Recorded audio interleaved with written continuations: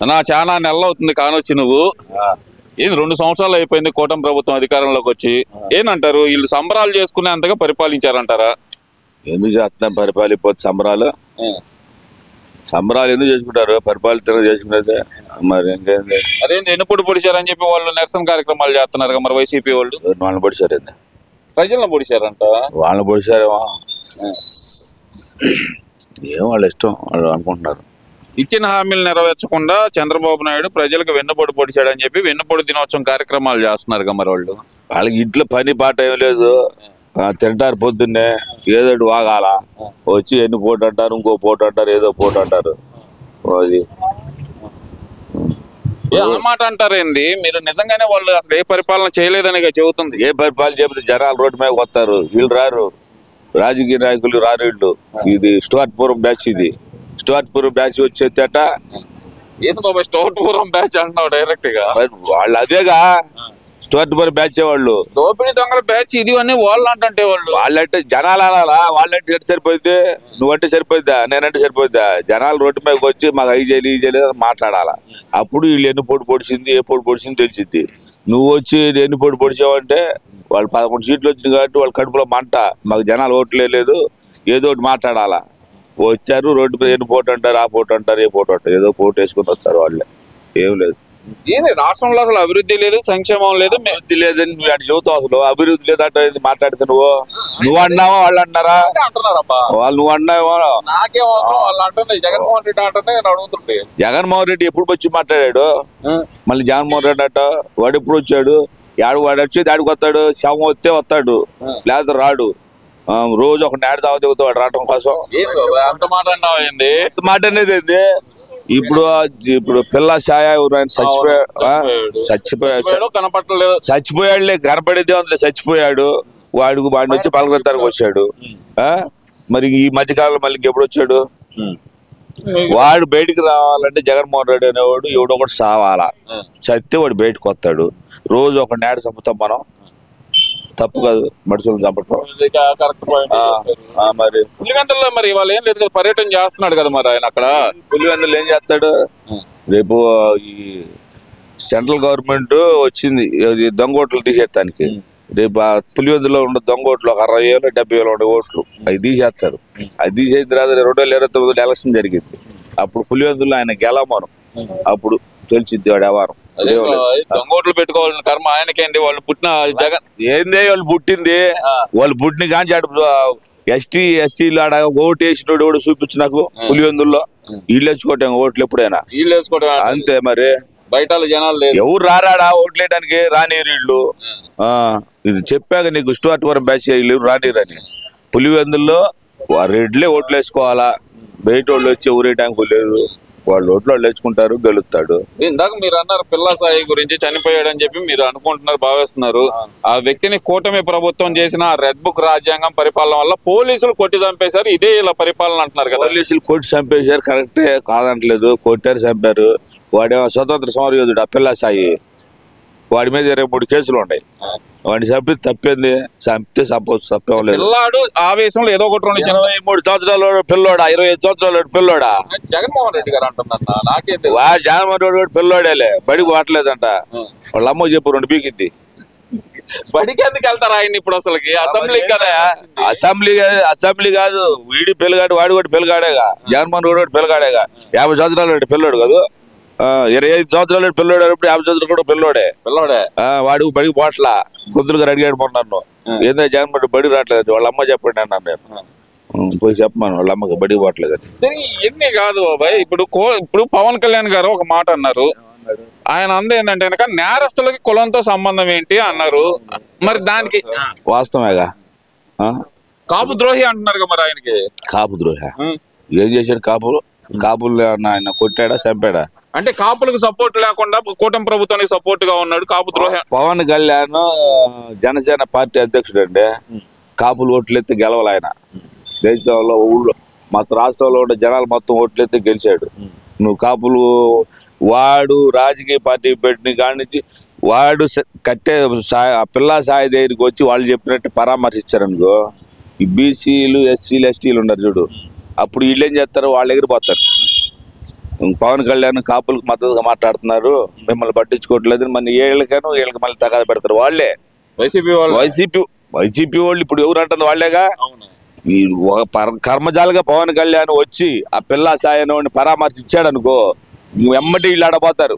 ST ఎస్సీలు దగ్గర పోయి పవన్ కళ్యాణ్ చూడు వాళ్ళ కాపుల్లో చంపే తెలుగు వాళ్ళ దగ్గరికి వచ్చేసాడు, వాళ్ళంతా మొత్తం ఒకటేను మిమ్మల్ని అన్యాయం చేస్తున్నాడు అని చెబుతాడు. మళ్ళీ వాళ్ళ దగ్గర పోతారు. వాడు రాలేదు కాబట్టి కాపుల దగ్గరికి వచ్చారు. ఇప్పుడు ఈ బొజ్జ సత్యనారాయణ, గుడివాడ అమర్నాథ్, అంబటి రాంబాబు, పేరు నాని, కన్నా పేరుందిరా కన్నా, దీని అమ్మాయి దాని వారం ముక్కులు కొత్తదని మాట్లాడామంటే ఈ కన్నబాబు, తోట త్రిమూర్తులు, వీళ్ళ 6-7 ఉండారు. ఈ 6-7 కాపులకి ఏం చేశారో ఒక మాట, వాళ్ళ నియోజకవర్గంలో లేకపోతే వాళ్ళు ఉండే ఊరు పక్కన ఊరు, వాళ్ళు ఏ ఊర్లో ఉన్నారో ఆ ఊరు పక్కన ఊరో లేకపోతే ఆ ఊళ్ళోనో ఒక కాపుడికి ఒక సాయం చేశాడని నీకు హిస్టరీలో చూపించు నాకు. పవన్ కళ్యాణ్ ఎంతమంది సాయం చేశాడు, ఎంతమందికి డబ్బులు ఇచ్చాడు, ఏం చేసింది, ఆయనకి వీళ్ళకి పోటీ అంట. ఇప్పుడు పవన్ కళ్యాణ్ అనే వ్యక్తి కాపుల ద్రోహి అంటానికి, కాపులకు సపోర్ట్ చేయట్లేదు, ఇతనికి కూటమి ప్రభుత్వానికి సపోర్ట్ చేస్తున్నాడు కాబట్టి కాపుల ద్రోహి, ప్యాకేజ్ అందుతుంది కాబట్టి కాపులను వదిలేశాడు చంద్రబాబు పవన్ కళ్యాణ్ అంటున్నారు కదా. ఎవరు ఇచ్చారు ప్యాకేజీ? నాకు తెలియదు అన్న. రోజా గారు కానీ వైసీపీ రోజా గారు అదేనన్నా. ఇప్పుడు రోజానో జగనో ప్యాకేజీ అన్నాడు. ప్యాకేజీ అని 2025 ముందు వాగి 11కి వచ్చి కూర్చున్నారు. వాటిని ప్యాకేజీ అంటాను, వాడు 11కి వచ్చింది, లేకపోతే రారు. వాళ్ళ పని వాళ్ళు చేసుకున్నట్టు కనీసం ఒక 60-70 వచ్చాయి. ఈయన పవన్ కళ్యాణ్ గెలికారు, గెలకబట్టి 11కి వచ్చారు. అది మానుకోట్లా. ఇప్పుడు కుక్క బుద్ధి కుక్కతో వంకరనే వాళ్ళ బుద్ధి మారదు. 11 వచ్చినా మారదు, 1 వచ్చినా మారదు. వాళ్ళ బుద్ధి కత్తి మాట్లాడుతూనే ఉంటారు. ఏముంది? సరే, 2029లో నన్ను గెలిపించండి, నేను చనిపోతే నా ఫోటో మీ ఇంట్లో పెట్టుకునే విధంగా నా పరిపాలన చేస్తాను అంటున్నాడు కదా మరి జగన్మోహన్ రెడ్డి గారు. ఏదో అట్ట కాదయా, ఇప్పుడు వాడి ఫోటో మా ఇంట్లో ఎందుకు నువ్వు చెప్పులే. ఇప్పుడు పవన్ కళ్యాణ్ ఫోటో పెట్టుకొని పూజించే వాళ్ళు ఉన్నారు. వాడు ఏది మంచి చేశాడు కాబట్టి వాడు ఫోటో పూజ, ఈడే మంచి చేశాడు ఫోటో పెట్టుకోవాలా? అంత పరిపాలన చేస్తానంటున్నాడు, ఈసారి గెలిపించమంట. మనకు చేశాడుగా, చూసాంగా. ఇంక మళ్ళీ ఎందుకు? ఒక దరిద్రం ఒకసారి పోయింది దరిద్రం, మళ్ళీ దరిద్రాన్ని తీసుకొచ్చి నెత్తిన పెట్టుకుంటావు. నువ్వేం పడి చూస్తావా? నేను ఆయన అంటే నన్ను గెలిపించే మరి నువ్వు ఆయన పక్కన నువ్వు మాట్లాడితే కాబట్టి నిన్నే అనాలి మేము. వాళ్ళంటే బాగుండదుగా. నువ్వు ఆయన పక్క ఒకళ్ళతో తీసుకుని మాట్లాడుతున్నావు కాబట్టి మేము నిన్నే అంటాం. ఇప్పుడు ఒక దరిద్రం పోయింది, మళ్ళీ దరిద్రాన్ని తీసుకొచ్చి చూడని నెత్తిన పెట్టుకుంటాడా? ఫోటో ఆయన దరిద్రం కాదండి, ఫోటో పెట్టుకునే విధంగా పరిపాలిస్తాను అంటున్నాడు. అసలు నీకు తెలుగే నేను మాట్లాడుతుంది. చెప్పాక ఒకసారి 2019 నుంచి 2020 దాకా పరిపాలన చేశాడు. పరిపాలన చేస్తే 2025లో వాడు గెలవాల. పరిపాలన బాగా చేస్తే గెలవాల. పరిపాలన సరిగా చేయలేదని ఓడిపోయారు. 11 సీట్లు వచ్చి కూర్చున్నారు ఆడ.